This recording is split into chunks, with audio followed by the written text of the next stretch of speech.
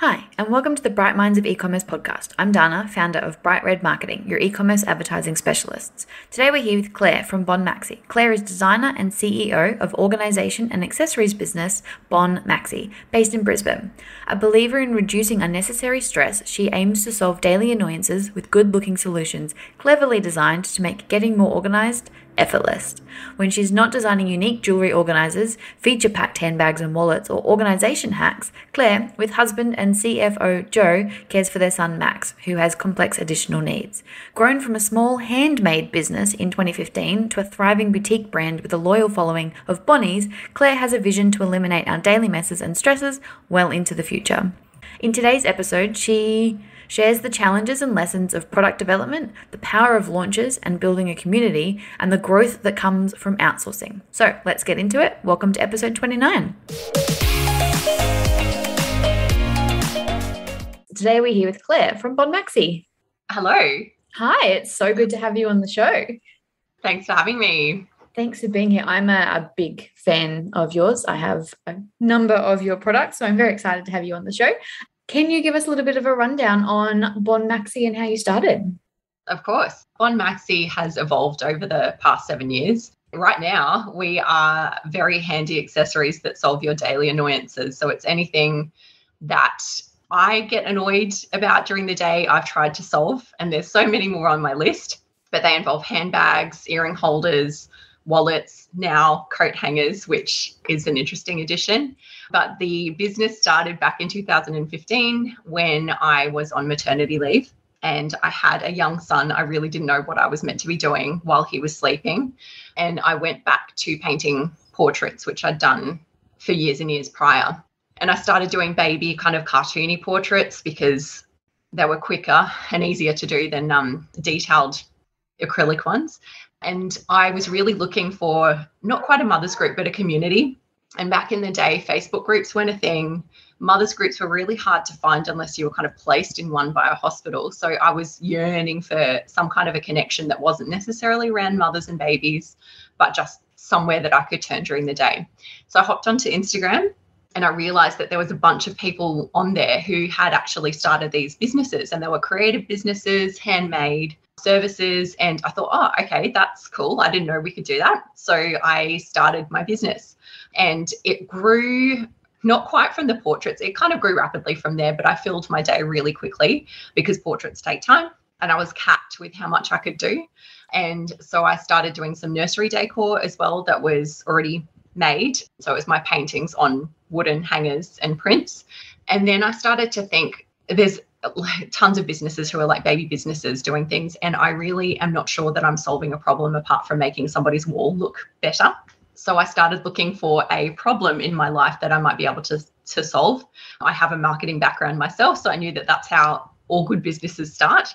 And I just kept my eyes open for something. And then one day when I was trying to rush out the door, my husband was waiting for me and I was rummaging through my 5 bowls of earrings that I had.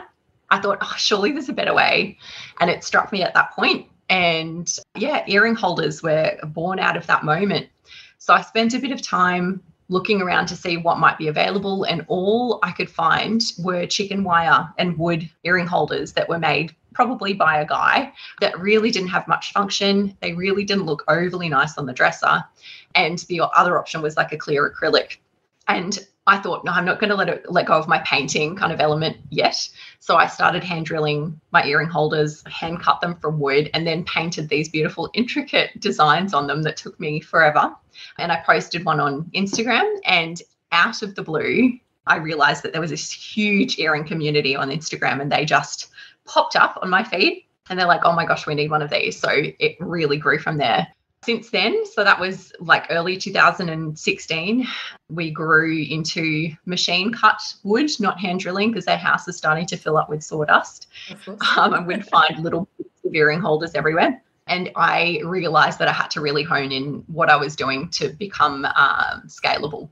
So I narrowed down my designs to something quite basic rather than the intricate detailed ones I was doing. And I started to introduce all the different types of earring holders that people were requesting, ones for their wall, ones for the dresses, smaller ones, bigger ones, something for necklaces, all of that.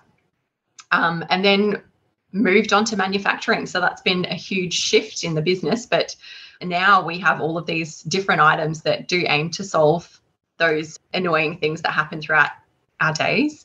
And I still look back and go, I don't even know. I had no clue that it was going to be like this. But I'm so incredibly grateful for Instagram, for one, and the earring community, the handmade earring community, because that really boosted and kickstarted the business. Yeah, amazing. I mean, the earring holder is amazing. I get far more use out of my earrings now than ever before because they were just in a bowl. And now I have lots of really big, crazy earrings. And it's amazing and it's perfect. And it's not that like some of them you have to like fiddly and put them in. Yours is just amazing. So very nicely done. Thank you for making life easier. We appreciate it. What was the journey like? I want to say like mentally, but like between going from like hand making product to like where you are now, where you're obviously getting things manufactured and I don't know where your products are made, but that's a very different sort of business to making things at home. Yeah, it took a lot for me to let go of the painting element of it because I thought I'm an artist. That's why I'm doing this business. And so first of all, just letting go of the baby portraits was a huge step. And then so we started printing onto wood. That was quite a new practice. Not many people did it around. So trying to ensure that the pigment was as bright as I wanted it to be. White is especially hard. And trying to find people who are really niggly about quality like I was. And I think that's the benefit with a handmade item. You start at the beginning and you finish at the end and you see it right all the way through the process. Whereas when you're manufacturing something, you send off an idea and then you don't see it until, you get a sample, but the sample might not then translate to a bulk production. So you have to let go of that control. And for me, I love to have control. I love to be a part of absolutely everything. I want to know all of the processes. And so handing that over to somebody who, you haven't necessarily even met is a huge step. I think the benefit, though, of starting off in handmade and then moving to production was that I knew how things could be made. And I had a really in-depth knowledge of every hole size. Sounds really awful. That might be good for every type of earring. And so I could just walk straight in and I didn't have to have those extra samples made because I'm like, I know this needs to be this. Sure, we have to play with materials, but I know how to do a design on a program for a laser cutter. Therefore, when we're looking at metal, it's relatively similar. So that was great having that base knowledge. Handbags and leather goods, on the other hand, no clue whatsoever. So that's been a huge learning curve about different material, lining, sewing techniques and metals and zip structures and all of that. So it's a huge process, but because I like learning about it all, it's been really exciting to go from there. Yeah, amazing. Do you have any tips or recommendations for people when they are sort of looking for that manufacturer that they can trust? I think it does take a couple of goes or a lot of trials. So every manufacturer will produce a sample either for free. They might have an existing product that you can then modify, or you might want to start from scratch, which is what we've done for our products. Because they have that knowledge, they can kind of start you off at a certain point. But once you start to get that understanding of how something's made, it's good to test maybe 3 or 4 different factories because there might be small ones, large ones. All of them have different types of machinery or techniques to do things or recommendations, or they might work with different types of businesses or different quality requirements. And so having comparisons right next to each other of an existing product or your design, you're able to compare each one and then determine, it might be a mix of communication styles. Obviously, it's a different language, so you have to consider whether your messaging is coming across or whether you can be clear and that's being picked up.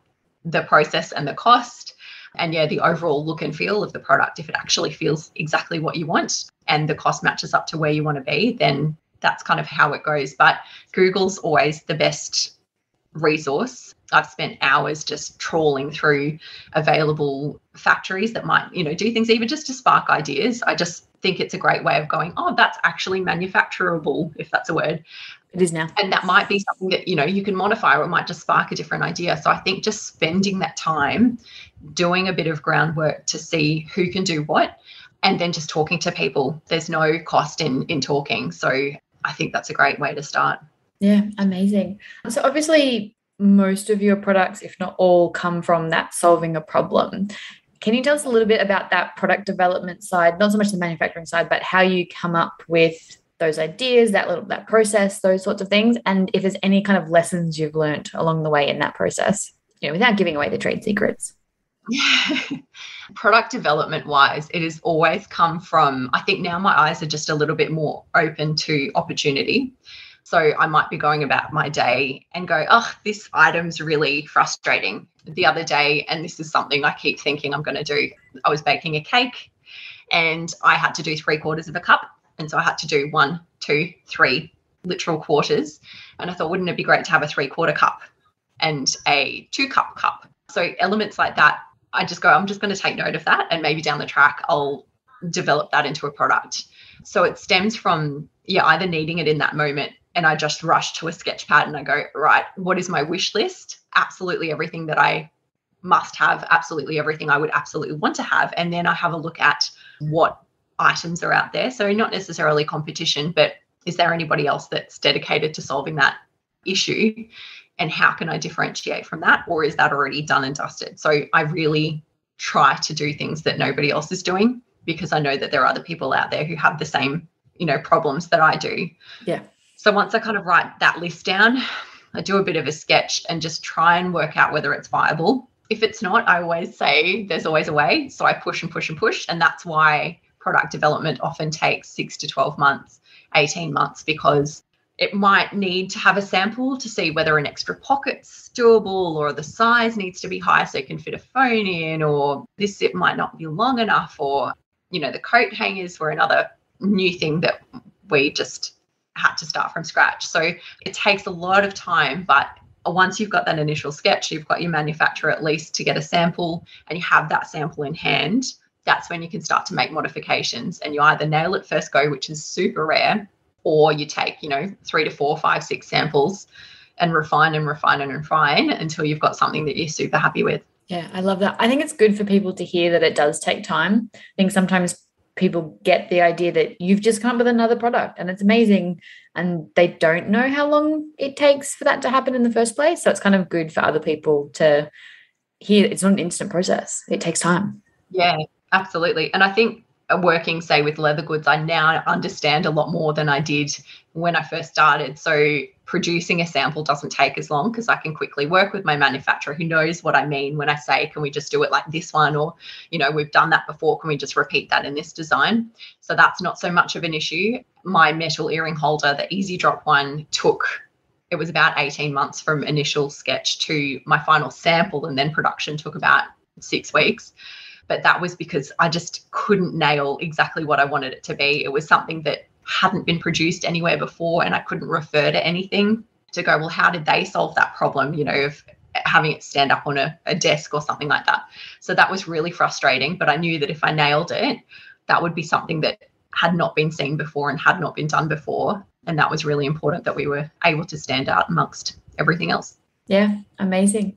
So we love finding out how businesses have grown, and given your background, can you share some of the marketing strategies you used to get your first customers? Not so much when you were doing the portraits, but when you did start to launch into some more of these products that are more BonMaxie now. I think trying to find a complementary group of people is really important. It's not always doable right from the get-go, but I think I mentioned the earring community. Obviously, earring holders go so well together and they don't really work. My product doesn't work out without the other. I started just chatting to people. I think, networking is such a gross word. And so many people just shy away from it thinking, oh, I don't want to seem pushy. I don't want to come across as salesy, or people have, other things to worry about. But when it comes to two businesses talking to each other and that there is a really good connection with more mutual connection with products, it's so easy to go, hey, I think I can help you. Can you help me? Rather than, hey, you can help me. Can you help me? So that really is where our network kind of grew and how our customer base was able to be extended. Every earring make that I spoke to, I may have sent them an earring holder, or I said, can we do a competition together? Both followers were able to be combined and instantly you've got a new audience. Yeah, amazing. What are some of your favorite marketing tactics that you use now that the business has kind of grown to the level it has? One of my favorite things to do, and I know that I annoy so many people doing it, is my teaser campaigns. I start when I've got a sample, and often when I can't think of what to post, which is often, I take a picture of something very close up or just an element of it, and that starts the process ahead of a product launch.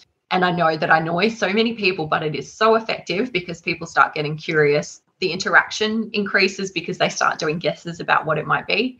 And then when we get close to the item arriving or it's arrived in our warehouse, that's when the full campaigning of the new product reveal happens. Product explainers, I think, have been really key because I think a lot of people just take, that's a bag, whoop-de-doo. But I love to go through the whole process of why. It's the features and benefits, argument, not even argument, but features and benefits. What is it about this product that will help you? And actually speaking to camera and showing people that, I found just people get super excited ahead of launch. So then when launch day comes, naturally people who are eager to buy will buy on the day. Yeah, fantastic. I mean, I'm one of those people that get sucked into yours because I'm like, what color is it? When you did I can't remember what color it was that came out, but it's the mini one that I've got. And it's like, it's coming in a new color. And I'm like, what is it? I need to know. And then you're right. Everyone watches all of your stories because they're waiting for you to tell us what the color is. It's very nicely done. Genius marketing. I know that you do a lot of launches and I know you just sort of touched on it, but is there a particular strategy around that? How do you sort of manage how many products you're going to have in the launch so that you don't sell out too quickly, but then you don't not sell out? Can you just talk us through a little bit of that launch process? With a new product, for example, I have to meet certain minimums if I'm doing custom colors, which is scary because you have to invest in a particular product or a particular color that you have no knowledge of whether it's going to sell or not. Just more about the strategy around the launches in how that gets people in, and then whether like organizing stock and things, how you manage that process. So I have to meet minimum quantities per color and per product design too. So that always dictates how many that we start off with. Unfortunately, I have absolutely no idea about what will sell and how quickly it will sell. Sometimes we've done product launches before and we've had the stock for, 3 months. And that's great because we can view how long it takes to kind of trickle through the stock. But at the same time, when we have something that sells out, it is an instant confirmation to me that that's actually going to be a really good seller and we should increase our quantity for next time. In terms of a product launch, we have a bit of a suite of elements that we not repurpose, but we kind of use that template and remake for each item. And that works really well. Like we've got, 3 EDMs. We've got, a number of Instagram stories. I always do the product explainers in a condensed version because my videos often are 10, 15 minutes long. And I know not everybody wants to hear me talk about it. So we have graphic versions of it. I try to do stuff on TikTok now, Pinterest. It's just blanketing across the platforms and just going through the various ways that people like to consume content, either in long form or short form. And then, just blast it in the week in the lead up to the product launch and hope for the best. Amazing. And I love seeing how, especially on Instagram, because that's where I follow you mostly, but your TikToks do come up now and then, where you're asking for customer feedback around colors and things. How big a part in your decision-making process does that play? And has it ever failed you? I'm just thinking about when it could have failed me. Did anyone ever put in a poll and they wanted one color and then you made the color and then no one bought that color and they wanted the other color? Yeah. I don't know, for a recent example, the neon pink, one of our crossbody bags, late last year, I was like, I do love myself a bit of fluoro. I'm not sure if anybody else does, but I'm actually going to show a sample product on screen. And that's not something I've ever done before, but I was so uncertain that it would sell because it is so obnoxiously bright. And so I showed the product and I did do a poll and I said, truthfully, don't just say, because most people would just naturally poll because it's there, even if their heart's not in it. So I really wanted people to be absolutely truthful whether they loved it or would consider buying it. and whether they didn't. And luckily, I was overwhelmed with a yes, because I thought, okay, great, we're just going to go ahead with it. I have had, product development wise, I put different color combinations up, and I have something that's coming out not too far away that I'm not certain that, because of the context of the product, whether or not it's going to translate to what people voted for. So I don't have a massive failure to share, but I will let you know. I mean, that's a good thing. Not having a massive failure is a good thing. It's what we like. I was just curious because you see some brands that are very much customer feedback. Do you want this color? Do you want this color? Do you want this feature? Do you want that feature? And I suppose I was curious how much you take note of that, whether you'd be like, oh, I want the neon pink. They kind of were a bit uncertain, I'm going to make the neon pink anyway. Or if you kind of take them at their word and then go from there. But generally, I think I'm 3/4 decision already made. I get a feeling, like a bit of a gut feeling about what might look nice in the range, or we haven't done like a warm color for a while. Let's do that. Let's see what's kind of out and about, especially in the fashion arena, because obviously there's trends that go with that. Weirdly, I feel like I've been ahead of the Pantone color of the year, which is kind of cool. I feel like I've predicted it for the last couple of years, but that doesn't necessarily translate. Pattern, certainly people say that they love leopard print, but at the end of the day, they just like plain colors, weirdly. So that's probably been something that, like, I've been confident that it would be good in the range, but it doesn't turn into as good a seller as black, because black will always trump, it seems. Well, I mean, I bought the black, even though I'm very excited about the cobalt, but the black is just, it goes with everything. Absolutely.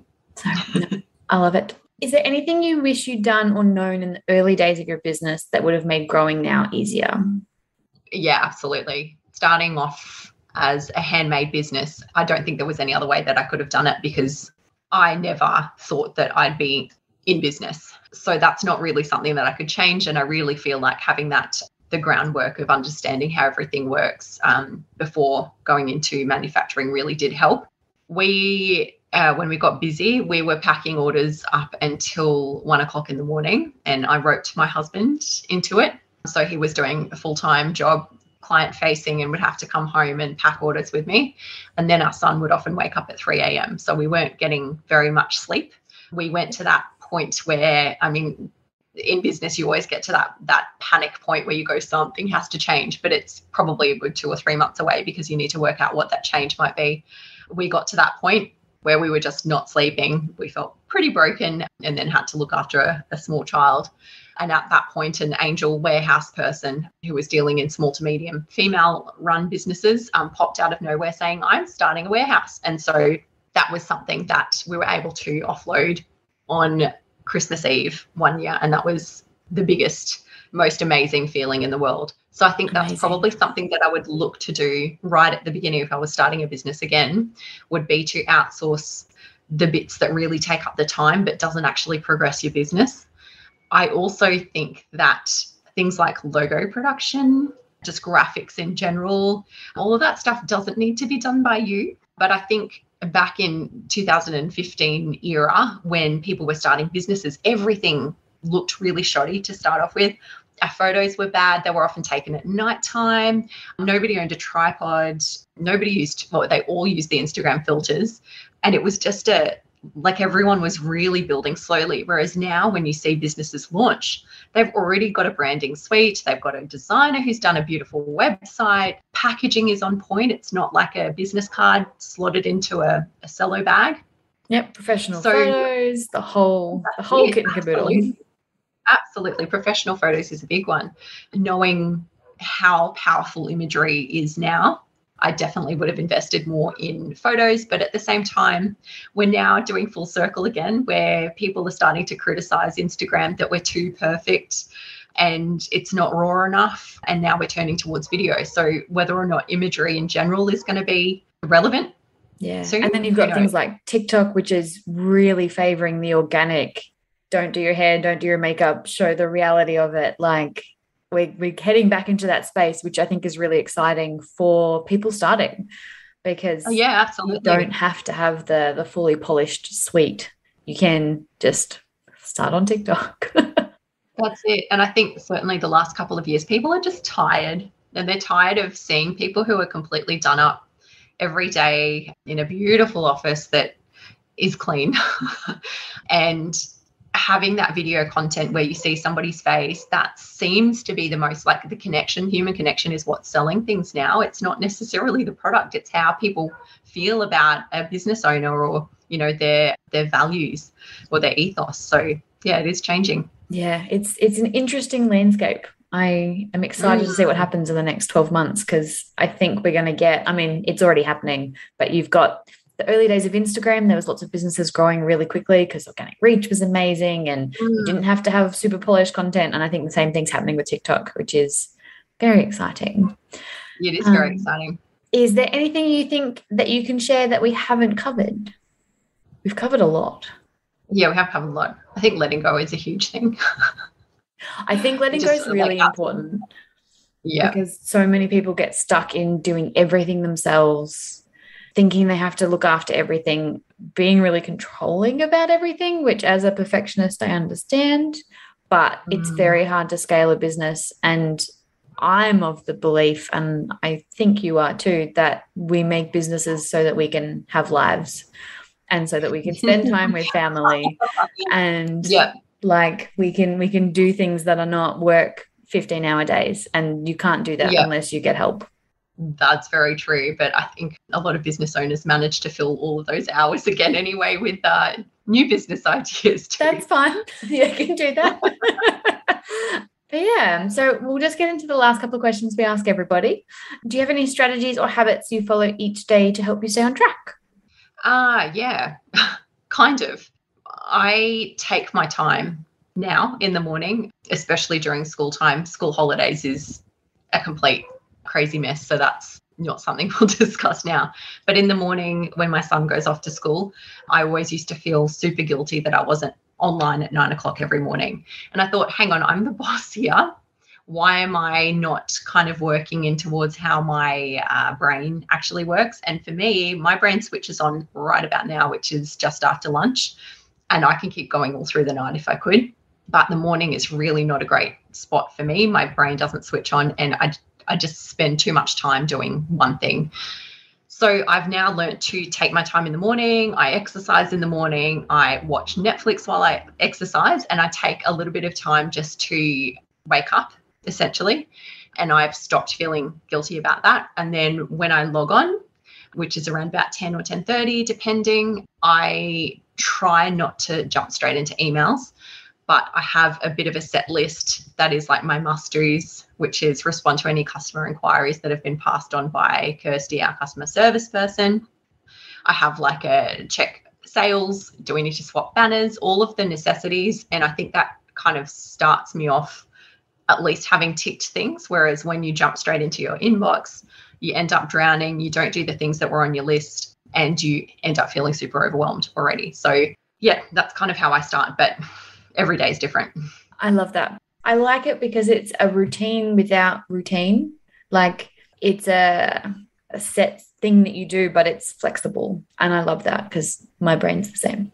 Do you have a favorite business book? Audiobook. Same. I either fall asleep at nighttime when I try and read because my eyes just are too heavy, and yet I can scroll on my phone weirdly. So I don't read anymore, but I listen to podcasts and audiobooks while I'm doing stuff. My favorite business book that I've read recently is Shoe Dog, which is the story of Nike. Yes. Really interesting. And it's read by the dude who wrote it. I didn't realize how many big problems that every business must have, because I've had my fair share, of manufacturing issues or website issues or whatever, but this is like grand scale. It made me feel so much better about my business, but you can't really escape it. And I thought that was just a really good reality check. Yeah, I love when people share the hard stuff, because life is hard stuff. Like, yeah, absolutely. Let alone business being hard stuff, but there is always hard stuff.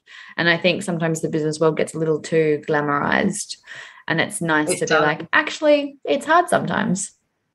Yeah, absolutely. Especially multinational corporations too. You think everything's just well oiled, but they just consistently have, competition trying to bring them down, and, on large scales, or suing them.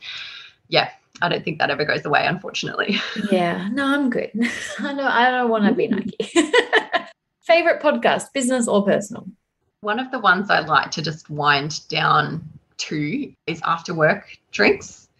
Aussie and a New Zealander girl. I think they're both journalists, but they just talk like you're talking over a cocktail. They're very well educated, so they have quite interesting takes on, politics, whatever. And then they also have the real frivolous popular culture stuff. That's the one. Yeah. So I find it's just a really nice way to, while I'm cleaning or something and not be fully business, because I have a habit of always just thinking about my business when I'm not working in it, and that gets really draining. So putting a podcast on while you're doing other stuff kind of helps the brain switch off a little bit. Yeah. I love that. And tell us about how people can find you. You can find me on Instagram, which is probably where I'm the most active, at BonMaxie. TikTok, same name. Pinterest, same name. Facebook, same name. Fantastic. And then website is bonmaxie.com.au. Wonderful. Well, thank you so much for joining us. It's been an absolute pleasure having you on the show. Thanks for having me. Thank you for listening to the 29th episode of the Bright Minds of E-commerce podcast. Don't forget, we load all of the links and show notes onto our website. You can find everything at brightredmarketing.com.au/episode 29. The link will also be in the episode description.